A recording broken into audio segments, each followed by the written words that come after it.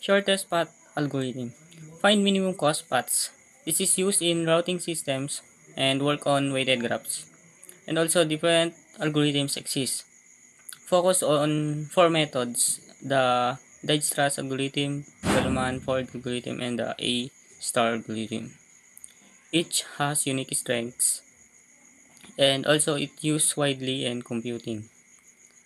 Dijkstra's algorithm works with positive edges only. Uses greedy selection method. Employs priority queue structure. And also this it can find shortest paths efficiency. Expands closest paths ex- expands closest unvisited node. Widely used in navigation and fast on large graphs. Bellman-Ford algorithm handles negative edges weights, detect negative weight cycles, and use dynamic programming updates. Iterates all edges repeatedly, but it is slower than the Dijkstra's overall. Useful for unstable networks, guarantees correct results. So I will be explaining a search of algorithm. Uses heuristic for guidance. Speed up path searches. Optimal admissible heuristic. Combines cause and prediction. Use widely in games. Reduce unnecessary exploration. Work well with, work well for grind path. So, paano ginagamit ang heuristic algorithm? Sa mga komplikadong problema, lalo na sa artificial intelligence o AI, profiling o paghahanap ng ruta at optimization o pag-optimize napakaraming posibleng solusyon na kailangan subukan. Kung susubukan ng algorithm ang lahat ng tinatawag na exclusive search, abutin ito ng napakatagal. Speed up path search. Ito ay tumutukoy sa mga pamamaraan o teknik na mabilis ang paghahanap ng pinakamainam o pinakamabilis na ruta mula sa isang punto patungo sa iba pa. Sa konsepto ng computer science, madalas itong ginagamit sa profiling algorithm.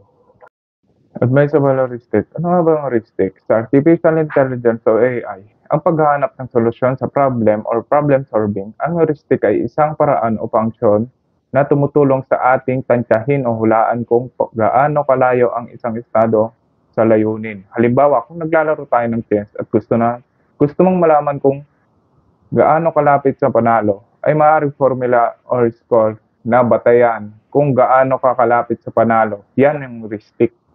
Combined cost and prediction. Ano nga ba ang cost at prediction? Cost, GN. Ito ang totoong nagastos na halaga o distansya mula sa simula hanggang sa kasalukuyang estado. Halimbawa, kung naglakad ka mula sa bahay papunta sa park, ang, ang cost ay ilang metro o oras na nagastos mo na. Prediction, HN. Ito naman ang tansyado o halaga ng distansya mula sa kasalukuyang estado hanggang sa goal. Gamit ang heuristic, halimbawa, kung ang park ay 5 kilometer pa mula sa kasalukuyan, ang prediction ay 5 kilometer. Used widely in games. So, ginagamit din ito sa mga games, video, gano'n. So, yun lang.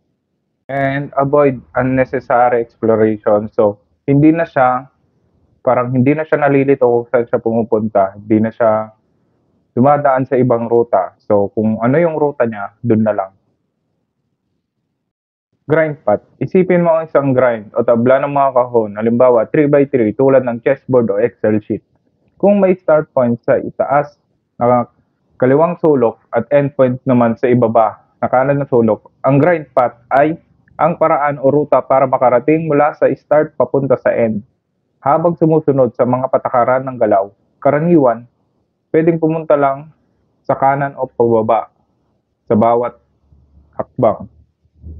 Combined cost and prediction. Ano nga ba ang cost at prediction? Cost, GN. Ito ang totoong nagastos na halaga o distansya mula sa simula hanggang sa kasalukuyang estado. Halimbawa, kung naglakad ka mula sa bahay papunta sa park, ang, ang cost ay ilang metro o oras na nagastos mo na. Prediction, HN. Ito naman ang tansyado o halaga ng distansya mula sa kasalukuyang estado hanggang sa goal. Gamit ang heuristic, halimbawa, kung ang park ay 5 kilometer pa mula sa kasalukuyan,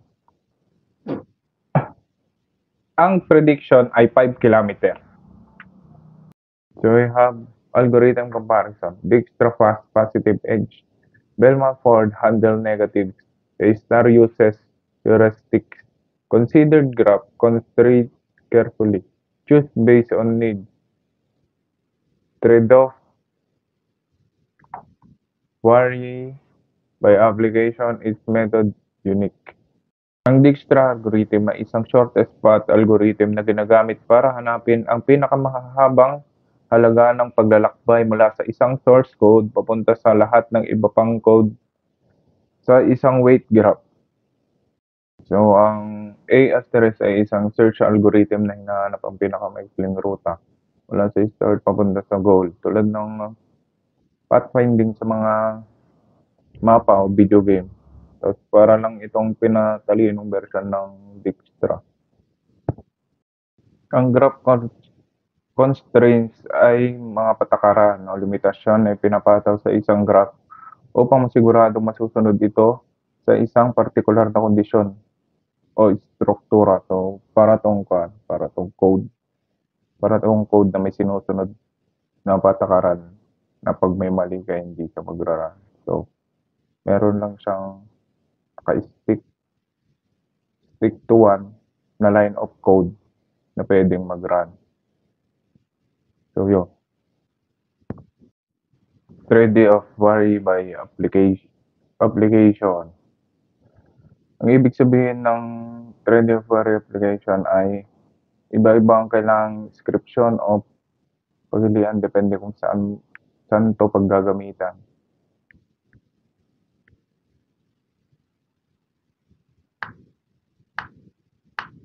Halimbawa,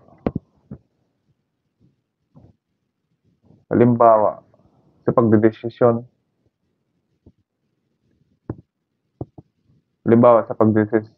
ng cellphone, maaaring pumili ng mas malaking battery, mas mabigat o mas manipis na design, mas malaking battery life, gano'n.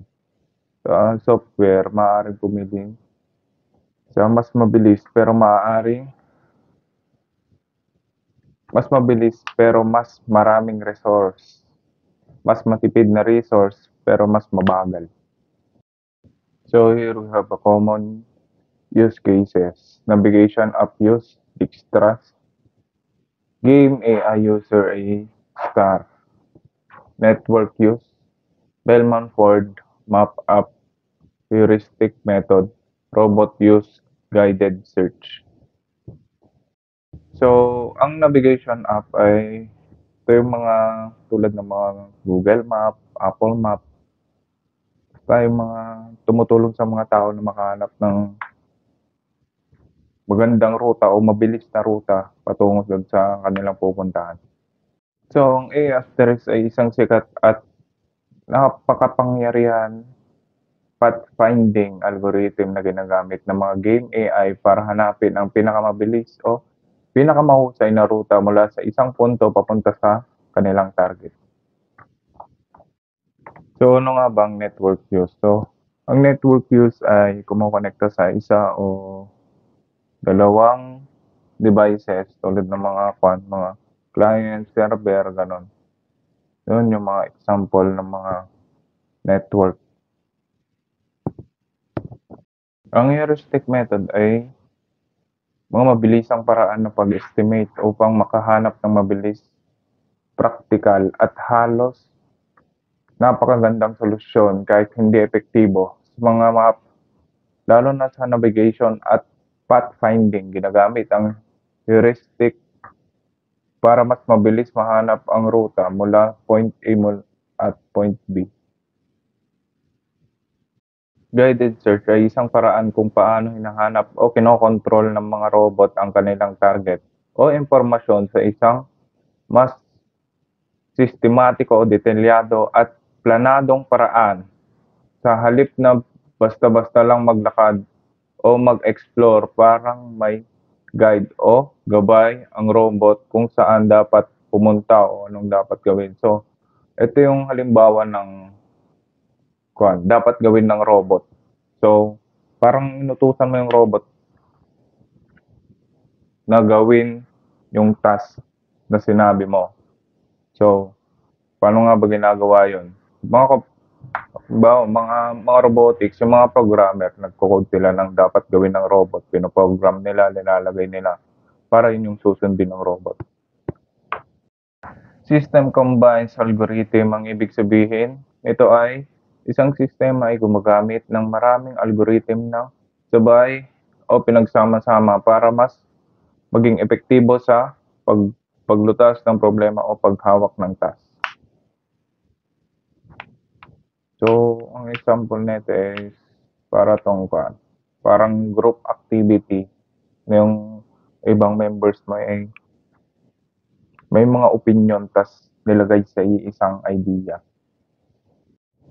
Task needed choices. Ang ibig sabihin nito ay ang bawat gawain o task ay nangangailangan ng spesipikong pagpili o solusyon na akma sa kanya pangangailangan. Sa halip na gumamit ng parehong paraan para sa lahat ng sitwasyon.